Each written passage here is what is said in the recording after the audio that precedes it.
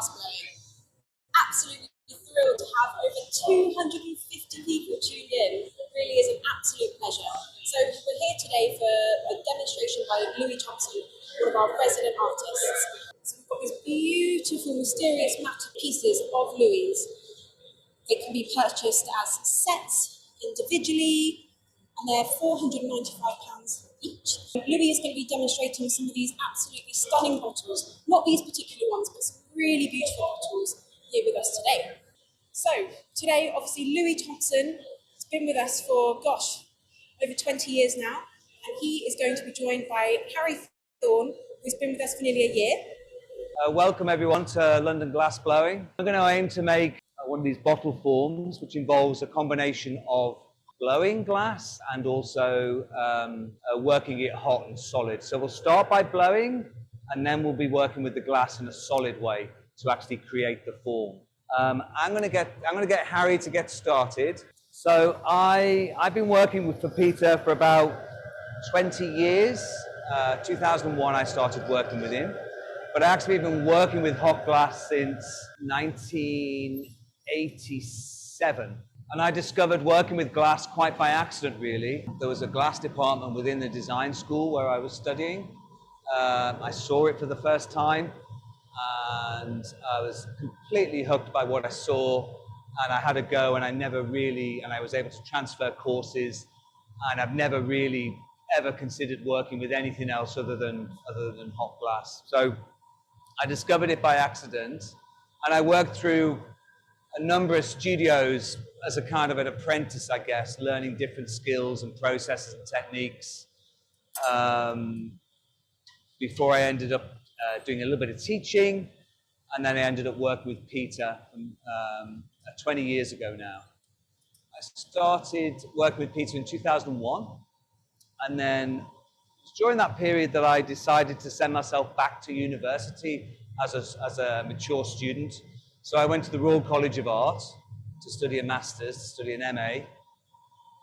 And for me, that was a real sort of watershed moment in my career. I'd worked with lots of different artists in lots of different studios, learned lots of different ways of thinking and working with the medium.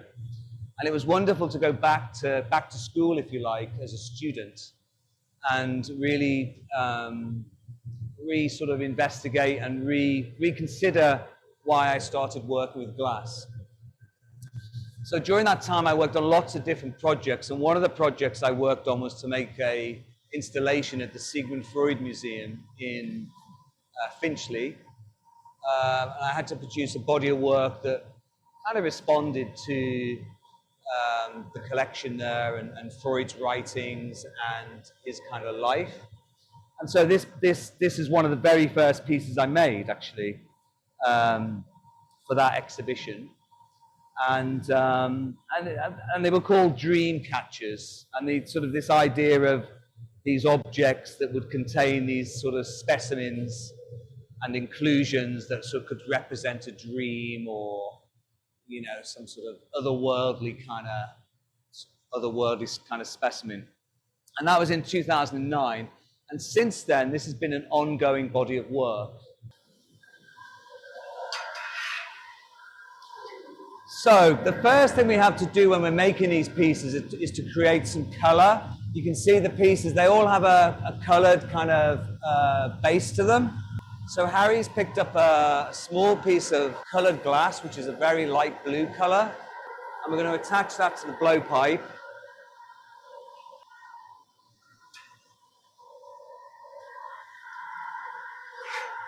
Okay, so Harry's getting that hot. Just drop it onto the blowing iron. It's a very concentrated, saturated piece of colored glass. So she's just warmed it up.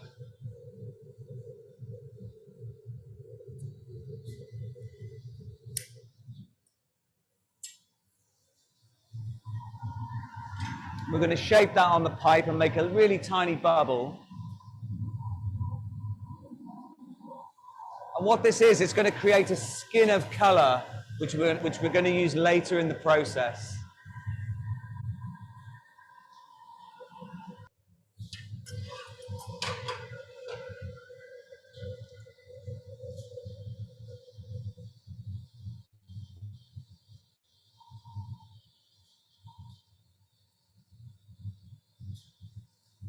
So just got to make sure it's smooth and centered.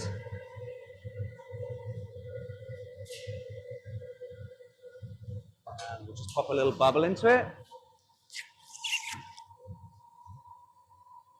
So we're just blowing that up a tiny, tiny amount. So it's just expanded a little bit.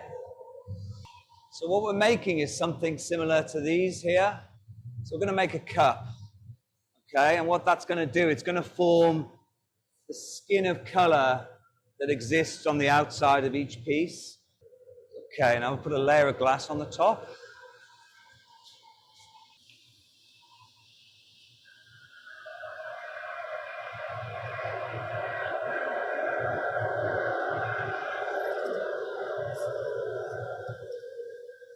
Okay, we're just going to put one layer on.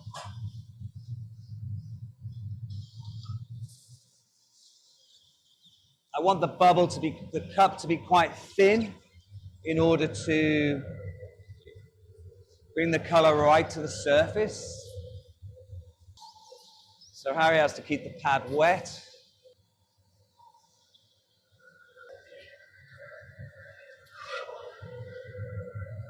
Okay, so we nearly got it up to size. A lot of what I make is not particularly overtly complicated technically. A lot of what I do is really about how you place objects in spaces. Okay, so you can just see the blue coming through. Harry's just going to grab me make me a little punty, and we're going to flip it round so we can open it up into that shape there.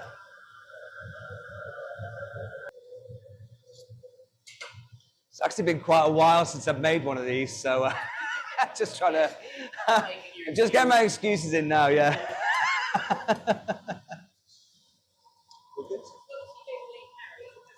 Yeah, no, exactly. Well, Harry's never done one of these with me, so fine.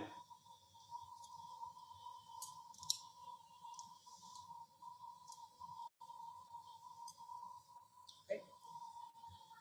A little bit of water.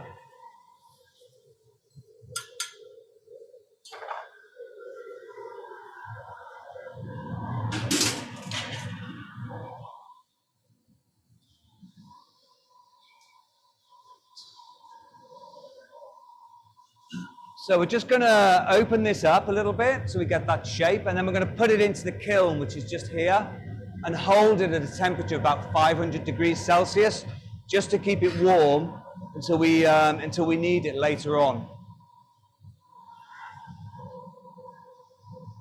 So how do we get the glass to stick onto the irons? The irons themselves are heated. There's an area at the back there with a chamber that's hot, and the pipes sit with just the end into a flame. When the metal is hot, the glass will stick to it. So what we do is we dip it into the molten glass, and as we twist, it wraps onto the end, and it also sticks to itself, a bit like honey. So we sort of twizzle it up onto the end, and that's how it sticks onto the end of the iron. If we try to get too much glass, though, it will just fall back in. So for Louis to build up the quantity he needs for this piece, he's going to go into the furnace multiple times. He'll get a small amount, allow it to cool and settle on the iron, and then he'll get more on top. You can do that as many times as he wants to.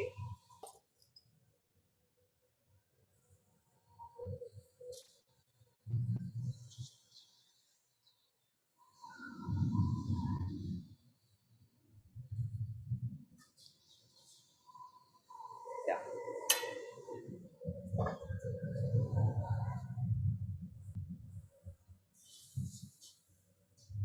So the clear glass is made of the same raw material, but obviously without colour, and that's inside the furnace, and that's molten, so that's a liquid.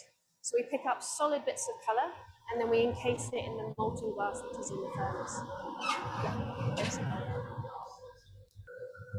So we're going to put another layer on this, because I know I need to get enough glass now to fill that little blue cup that we've made. So we're going to build up maybe 3 layers of glass there.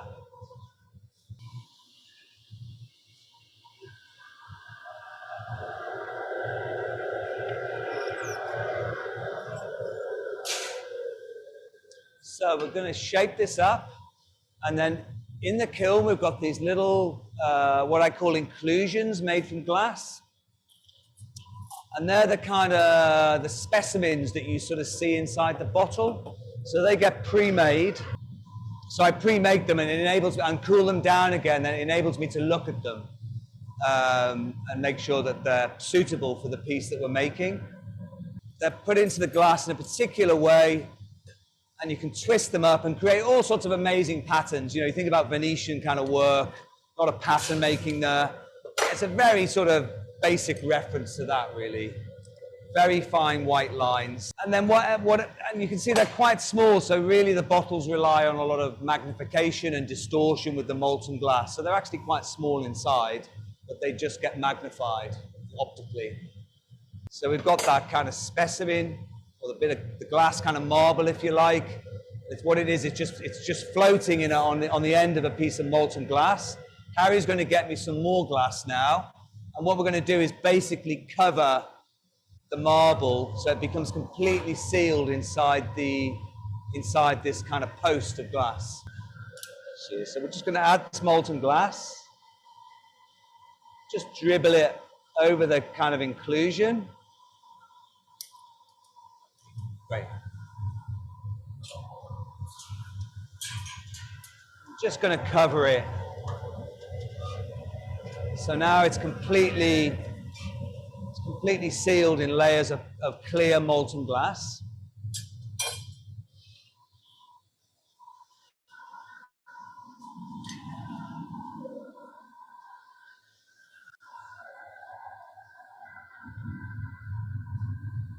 Now we just got to melt that through a little bit, just even up the temperatures between the kind of the different layers of glass and the kind of inclusion. But what I don't want to do, I don't want to melt out all of the little creases that are in the glass. I mean, I really like it when we get bubbles in there. That's a really important part of the design. Normally when we're working, we're trying to keep the surface of the glass really smooth so we don't get bubbles, but I actually like a little bit of unevenness there. So we're going to put 2 little layers of molten glass on this. So we've got enough glass to fill that blue cup that's in the kiln.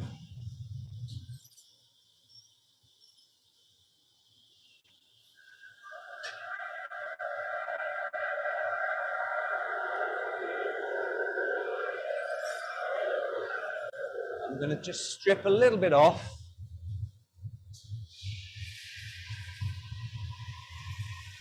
So you can see, just about see the little inclusion in there. There's also some little red dots on there. So this time I am going to smooth the surface because I don't want any bubbles too close to the surface of the piece. All of the bubbles now are going to be right on the inside of the object. So we just got to smooth this through, and I need to get it to a temperature where the whole thing runs off smoothly into the blue cup that's in the kiln.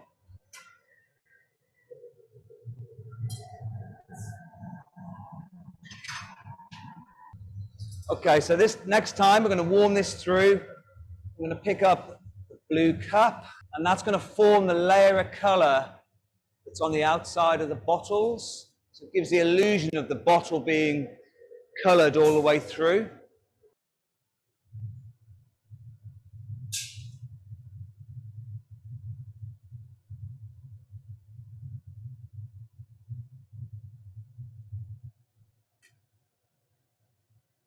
Okay, so you can just see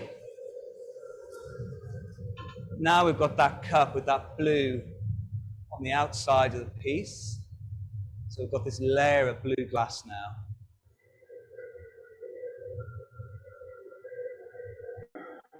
So we're going to make a shape that looks a little bit like a bowling pin to start with. Be kind of quite a soft sort of shape.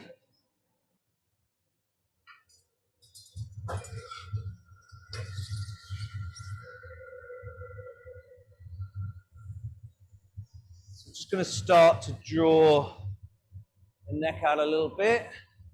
I really enjoy making these. My background when I first learned glassmaking was very much in production.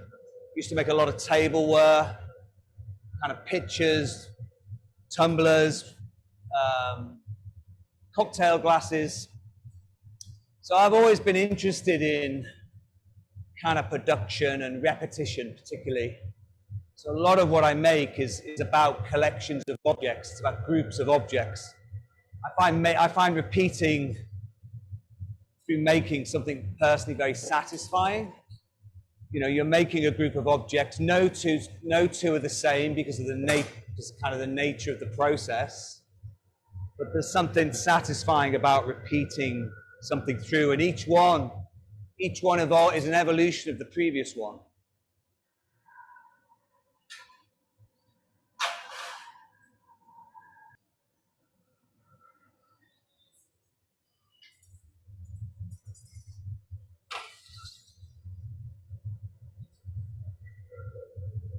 So we're just shaping the bottom of the piece to start with.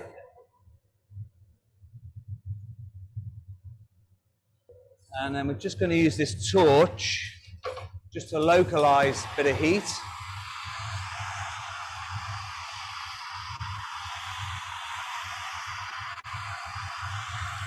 This is a bit different than using the reheating chamber. It just allows me to heat up a very specific spot on the object.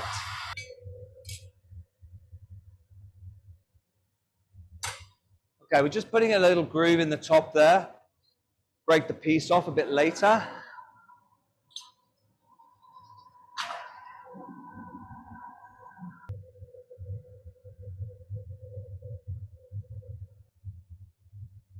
Okay, so we're kind of part way through making it. You kind of see the color. What Harry's going to do now is she's going to make me a foot that we're going to stick on the bottom of the piece. And that's really to get the piece to stand upright in the kiln. Because it's solid, I don't really want to lay it down in case it marks or it distorts. So I want to keep it upright when it's in the kiln. So we attach this temporary foot on the bottom.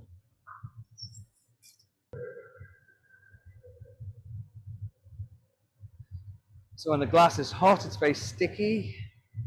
So we just want to get it somewhere in the middle-ish.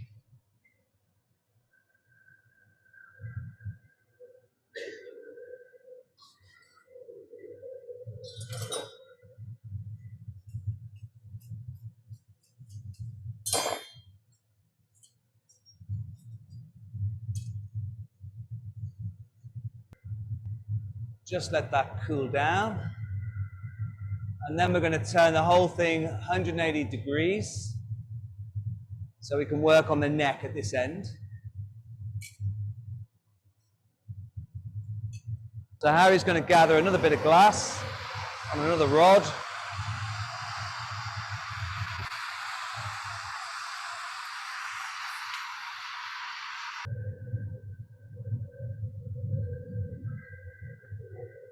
Just got to get our temperatures just right.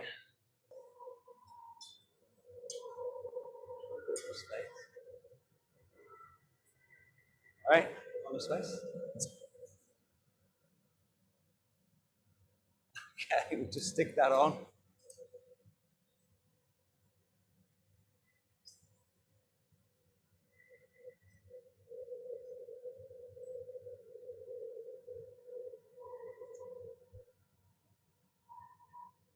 Okay, we just got to let that bit stiffen up because we don't want it to wobble around too much.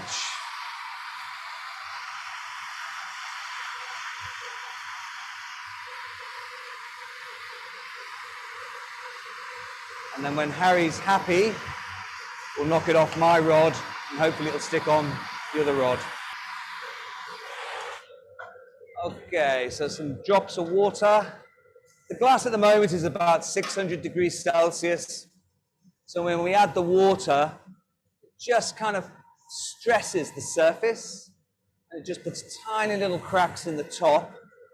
It should just be enough to hopefully enable the piece to snap off. Lift it onto the arm. Okay, happy?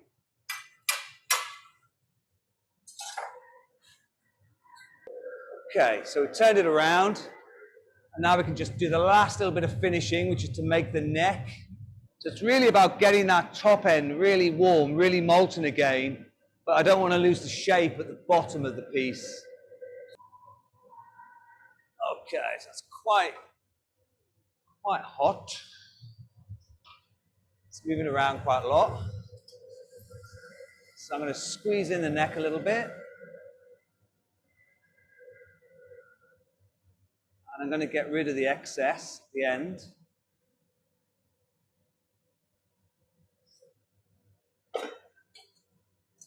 Cut this off, you don't need it. There's always a kind of waste bit you don't need, where it detached from the rod.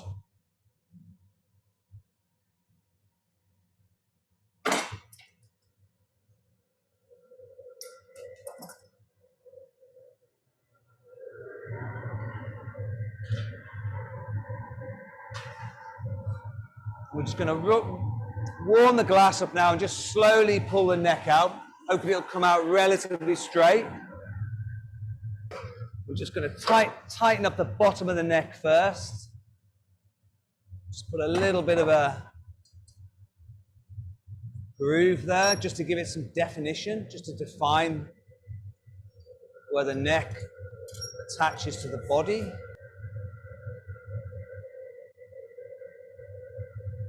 You kind of don't want to labor, you don't want it to be too labored, I guess.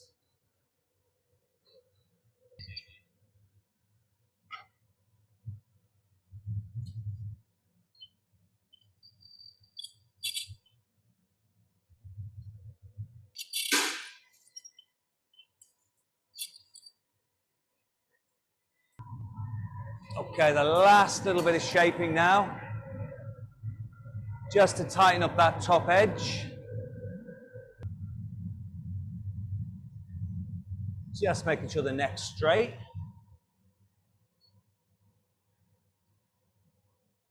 Okay, we'll stop there.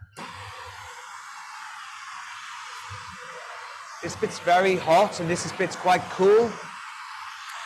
So I just need to make sure that when I put it away that this isn't going to bend.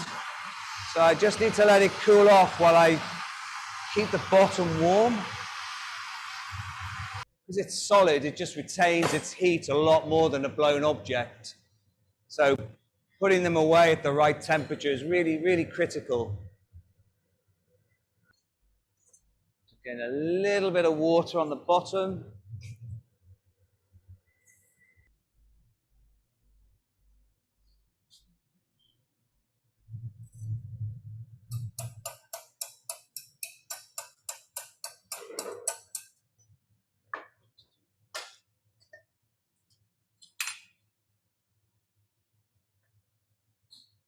So there's the advantage of having that foot, is that it goes into the layer really nicely and stands upright. So it's very easy for pieces to kind of get damaged in the kiln, so it really helps to sort of protect them as well. Okay, thank you. Cheers. No worries. Thank you, Harry. Well done, good job.